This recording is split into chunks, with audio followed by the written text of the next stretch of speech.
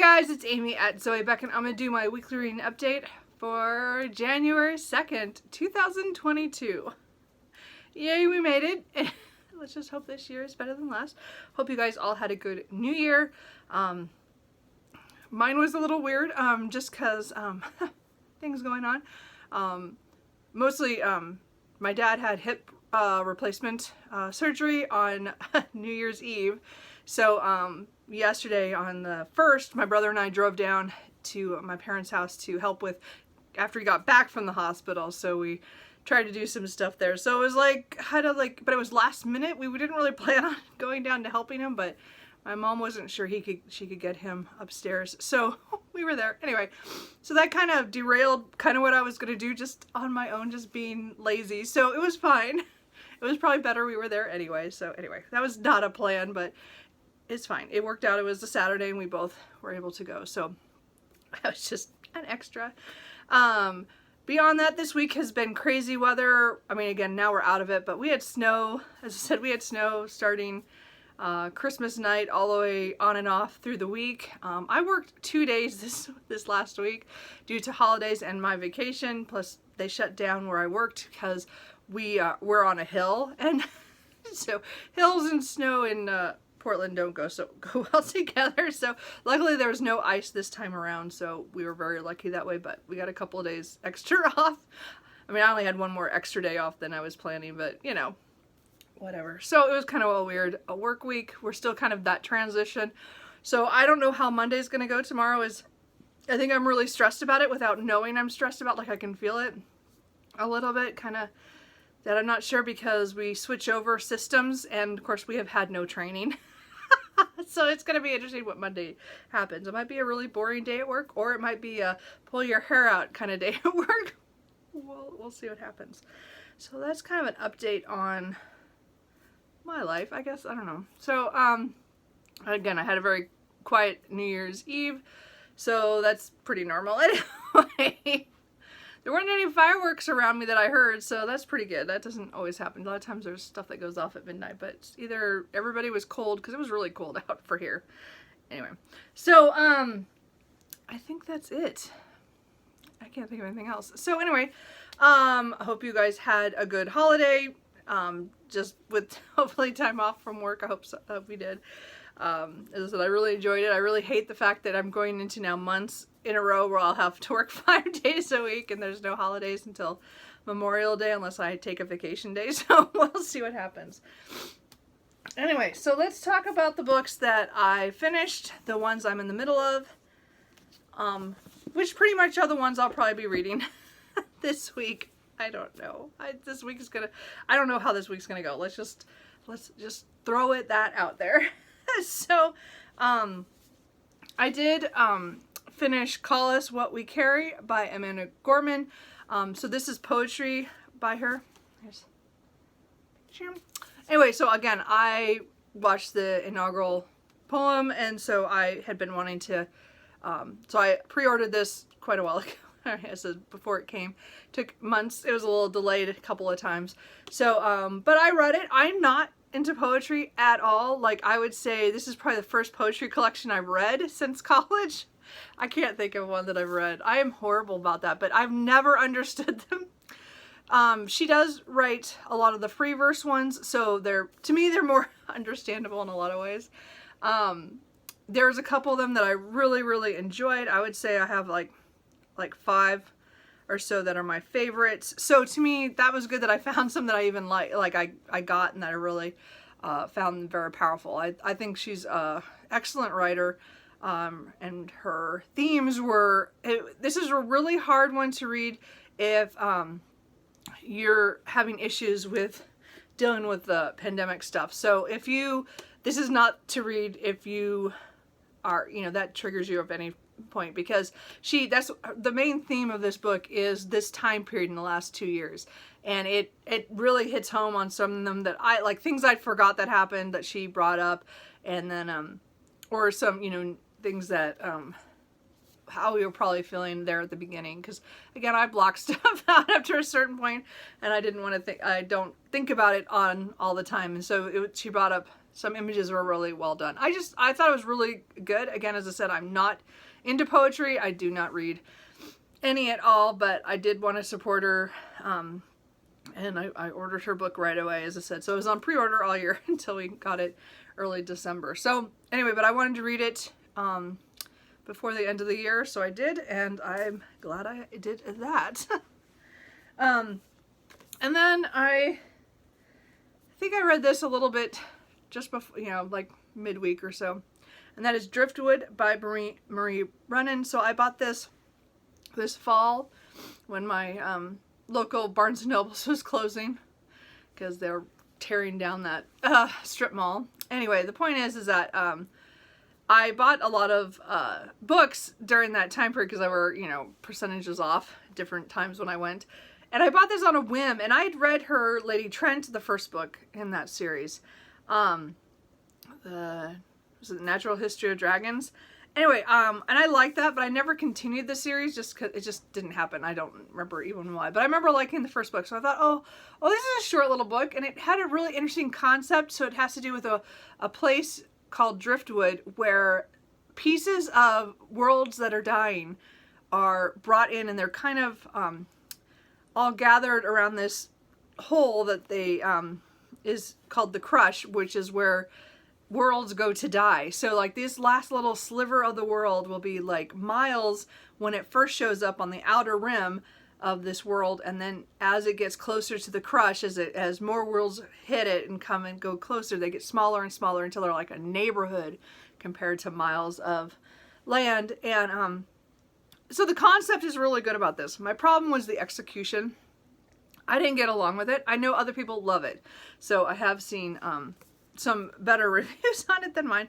It has a frame story I like about a man who is called Last, and he is different from a lot of the other places because after his world was disappeared, he is still there, while most of the others have when their world goes, they become drifters for a time, but usually they will die out because of there's not too many who are still the one blood or of that one country, so then they start mixing, and that's, you know. Anyway, point is those people disappear, but he for some reason lives long. And so this is like a collection of stories about him helping other people. And so I liked that. Again, I like the frame of it, that we're trying to figure out who this Lost is, and they think he's missing, or that he might have died, and they don't know what happened to it. So everybody's gathering at his memorial, and this just went in directions I didn't expect. I liked some of the stories, but definitely not the last couple. I think that was the ones I didn't like. Anyway, the point is I didn't like it all that much, and I didn't really like this overall. So it was a nice try on something. Kitty, it's Cooper. Sorry if you didn't realize that. I did like this, but I just didn't love it. I didn't even like it enough to say it was okay. Like, to me, it was just like a fail of, I didn't get as much out of it as I wanted. I love the concepts, and I even liked the character Last, who they're talking about, but it was all the other things. It was just weird. And again, the last one was really really disappointing to me. So anyway, I didn't like this that much. I think that, again, the world building is the best part of this, and the descriptions of that. And then some of the issues, there are issues that are brought up about certain things, but I just don't feel it came together. It really feels I believe this is like a collection of short stories that she wrote and then just mashed them together. I just didn't care for it. Maybe that's probably my problem, is because they felt like short stories within a frame story, but I didn't like them that much. So anyway, it didn't work for me. When did I read that? Oh, so then the other, I did listen to an audiobook one day at work because on Thursday I was super, super bored. Because again, our system's changing, so there's not a whole lot I could do, and I can't get prepared for that. So I did as much as I could, but there's not much. So my library hold for the audiobook for A Dowry of Blood came through. This is by S.T. Gibson. It was narrated by Abby Creighton. So Okay, so I've heard a lot of people talk about this, mostly on, I don't know, I've heard it here and there, and I heard it described so differently than what I experienced. So, this is a retelling of Dracula from the point of view of one of his brides. I can't even think how he called her, and it was like, it wasn't Constance, it was Constella, I don't remember now. It's, sorry, I'm blocking it out, obviously. Anyway, she tells the story of how she, when she met Dracula and how she was his wife for many years. But they don't name him as Dracula, they talk kind of around that. So it's one of those where it's a retelling where they don't actually say the word. Just call him by his name or at any point, but we're supposed to assume that it's Dracula. Anyway, this was interesting. I think it is written well. Like, it's not like that was not my problem. I think it just went in directions I didn't expect. There's some good different kind of relationships. Again, she is first with Dracula, and then they have others who join their family that become husbands, wives, kind of thing. Like, it's a bigger, they make kind of a family thing. And again, they are vampires. So there's that part of it too. They're hunting and stuff. My problem is what I wanted was the part where it crosses with the original Dracula story. And I wanted the what do you want to say? I wanted the retelling of that time when Jonathan Harker was at the castle. And we didn't get that. Like, I don't want to say what happened, but I was pissed off. I got 3 lines of what I wanted, like a whole scene or chapter of, and I was so mad. Like, I almost stopped this at, I think it was like 70 something percent. I don't remember. It was like 75 or something percent. And I almost stopped this audiobook because I was so angry that was all I got from what I've been waiting for the whole book to get to. So I was so disappointed. This was like one of the most disappointing books that I read, just because I was promised a Dracula retelling and I got almost nothing that has to do with anything with the book. And I was so mad. Like, really all this is like kind of a reimagining of what one of his brides must have felt like to be attached to him, and the very destructive way this relationship is. And then the fallout from that decades, hundreds of years later. But I didn't get anything that I wanted. Like, nothing. I was so angry. I like retellings usually because you get a part of the original text just from a different point of view, and it's twisted a little bit, and you don't always get like the exact thing, which is not what I wanted. I wanted those scenes and see how, from what we started with, then to have that. But I realized that we had kind of skipped that time period, and suddenly we were in the 1900s, and I'm like, wait, how did we get here? Like, this isn't right. Dracula should be gone. Anyway, so this made, as I said, this does not make sense as a retelling to me. I think the beginning was good. I think it was interesting. But, and again, not bad writing. I didn't like the way the story went. I didn't like what it didn't do. Like, I was expecting a Dracula retelling, and I didn't get that. Like, this to me is just a different kind of vampire story that kind of loosely is based off of it, but nothing that I wanted from the original that got its twist in the retelling. It was so disappointed. It was bad that I got 2 books at the end of the 2021 that I disliked for different reasons, but both of them I gave probably about the same score. Again, it wasn't that it wasn't written well, it was just did not do anything that I wanted it to. And I don't know why anybody's raving about this, because it doesn't deliver on what I think it promised. So I was upset. Anyway, so that book almost didn't get done. Anyway, and then then I finished Blood Heir by Elena Andrews. This is the last full novel that we have out in the Kate Daniels world. This is the this is beyond the Kate Daniels series. This is the first book in the Alora, oh no. Is that how you say it? No. How does she say her name? Illyria? I don't know how you say writer. I don't know. It's, anyway, the point is that this book, so it's supposed to be another part of another trilogy. So they have some offshoot series, this one and the Iron Covenant, that we have one book in each, and it follows side characters that are people who were in the main series, but we don't get Kate's perspective, or Kate's not in it, you know. So it's definitely attached, and it's definitely the same world. So what I did is, I loved about this is that we got to see so many characters 8 years after the end of the Kate Daniels series in book 10. So, Magic Triumphs.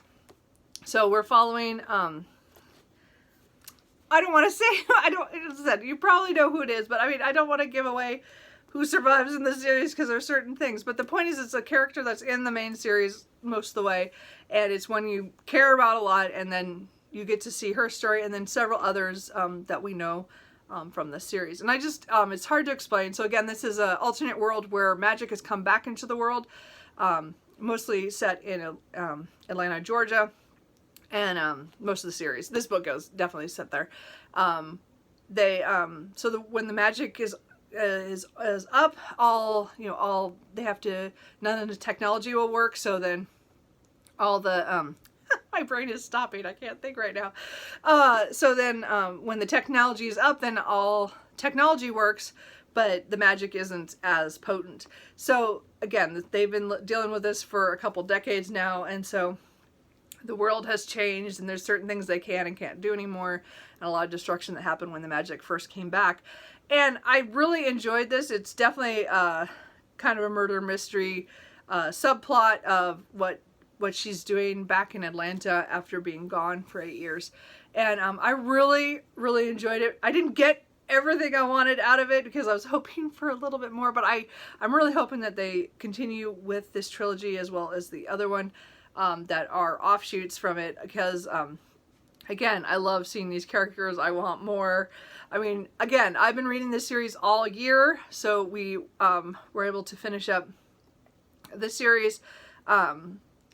Tia and all the books and I have been reading it all year.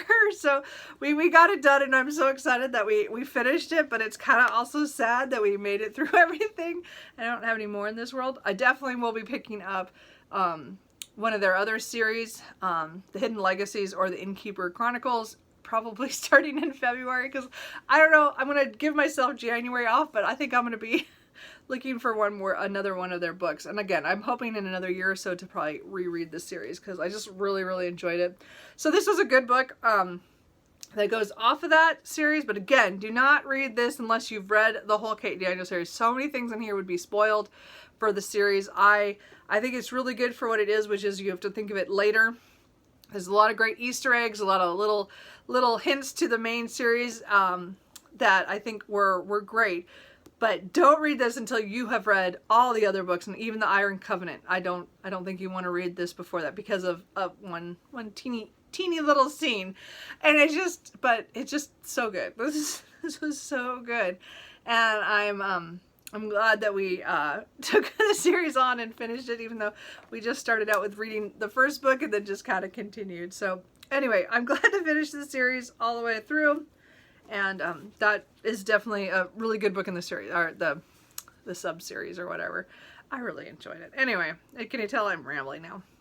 I did also finish off the last of the short stories in Small Magics by Elona Andrews. So I already read all the little ones that were connected to the Kate Daniels series during our read of the series. So the ones I read on New Year's Eve were the three. Well, there was one that was still connected to that world, but it wasn't listed in the series like we're supposed to read it. It's really not connected. It's same world, but different place and different characters. And then the other two were just short stories that were not connected at all. But I liked them both as well. So I read those three to finish off the collection, and that was the last thing I finished in 2021. But again, there's a lot of good short stories in here. I had it on ebook, of course, that was Kate Daniels related, but again, there's the couple that were technically not in the in the series that I had to read earlier. So I just finished it off. So it is all done. So those are all the things that I finished. I did DNF one book. And I'm kind of sad about this. Because again, it is one of my favorite writers, but I'm finding some of his series I just don't connect with. So when I connect with a series of his, I just love it. And then there's other ones I just don't. And here's another one. I did not enjoy as far what I read of Jekyll and Hyde Inc. by Simon R. Green. And I think a lot of people will like it. It's just not. This one was not for me. So we're following Daniel, who is a cop who gets kind of set up and finds a chop shop, which they think the chop shop is maybe not what what I was thinking of when I first read it, but it's like they had people there and they were cutting out body parts. And so they technically have accidentally run into the Frankenstein clan, who takes homeless people and was harvesting parts that they wanted for other things. So the cops are attacked, and he wakes up very injured and the only one still alive, or the only one found before the building burnt down. So it like happens in the first chapter. So we have this thing where he's very injured. He's been dismissed from the police force or retired out, whatever, or injured. I can't think of the term right now. But anyway, he is so injured that, he can't do anything. And he's really upset because no one will believe him what he saw in this building. And then he gets a second chance to try to get revenge. So he joins Jekyll and Hyde Inc., which again is run by Edward Hyde. And so there's good things about this and bad. Like, as I said, I read 86 pages of 240. I just didn't care, I guess. There was a big action scene that was fine, that was good. The premise is that they take the Hyde formula, the potion, so they become Hydes. So they have like no certain things that they don't have the conscience on. Now Daniel fights this because he was a cop, and he has certain moral things that are moral. What do you call it? I don't know. Like he thinks things a certain way that he still, even as Hyde, he doesn't do. Although they're all very brutal. I don't know. I did not connect enough to him, and definitely didn't connect to Tina, who was his partner. But I think it's because it's the Hyde aspect of, they just don't care about other people. I don't know. It didn't work for me. I still think it's an interesting idea. Again, urban fantasy. But I couldn't make myself read it. And I just decided that I didn't want to see the fallout from what had just happened. And I was just like, it's a library book. If I want to try it again sometime, I can. But I'm kind of thinking that, again, this is another series of his that I'm just not. I don't know if it's a standalone or a series. Actually, I don't know if that is or not. I just know that it wasn't for me. I mean, I still have a couple series of his that I haven't tried. So I think I'm going to try some other ones. But again, I said, I have the Ishmael Jones is the current one that I really enjoy every time they come out. My favorite is the Nightside series. I love the Ghost Finder series. So I do have some series that I love by him. It's just not everything works, clearly. So anyway, this is going back to the library today to do. But it just didn't work. Anyway, so then let's quickly talk about what I'm currently reading. I did start reading again A Queen in Hiding by Sarah Kozloff. So this is the first book in the 9 Realms series. This is a book that I started earlier this year, and I put it down at 160 pages, I think. And it was just a bad time for me at that time. I think it was April, which is when I DNF a lot of books, or I put books down and I change my reading. April, I'm going to do differently this year. We'll see how this goes. But I've been waiting to read this all year, and I have it's a 4-book series. I own the second book already. So I'd really like to decide if I like this or don't. So I don't know if it's where I stopped, and I know why I stopped. There was something I was kind of like not sure about what was going on. But I still was having doubts about this book. But I'm rereading it, and so far I'm really enjoying the reread. I started over because, again, it's been months. I just figured 160 pages, I'll restart.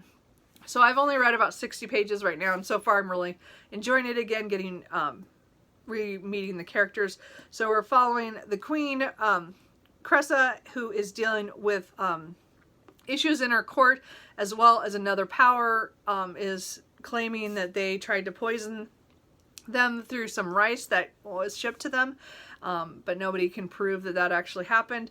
And so there's kind of like tensions both in her counselors as well as with his other power. Then we also follow the daughter, who is like 8 or 9, and she's trying to. They haven't figured out what her power is, because all the queens of this realm always have some kind of special power, and hers is not manifest that they know about. Although when you read it, you know that she knows what it, or that she tries to tell them what it is, but they don't believe her. And I think it's so weird, but I also can see how that happened. But anyway, so we're following them. And the tensions are running high. So again, 60 pages in, things are starting to happen. So again, this world, that's kind of where this is. Don't read the back of this book, because it gives away stuff that hasn't even happened yet. I mean, even to the point where I read 160 pages in, and still the back had not happened yet. And I'm still angry about that spoiling.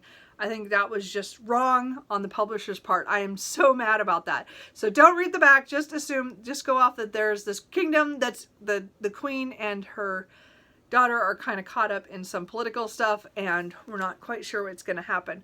And I don't know how else to explain it. It's just, don't read the back. I hate that. It spoiled me for that.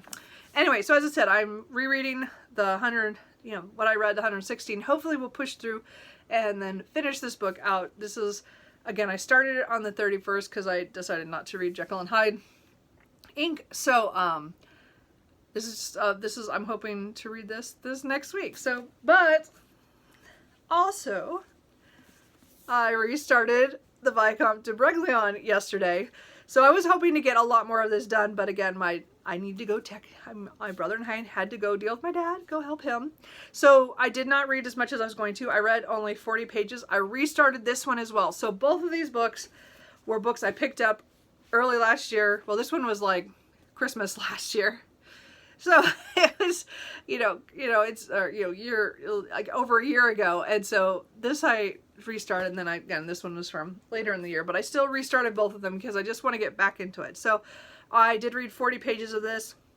So my goal for now is to try to read 40 to 50 pages of this every day, so that I'm done within a couple of weeks. Because I don't think I want to read this one straight. So I thought if I had a fantasy running as well, then that would be good. So anyway, so again, Vicomte de Breglion, as you guys have heard me say numerous times, is the third book in the D'Artagnan romances, or the Three Musketeers series.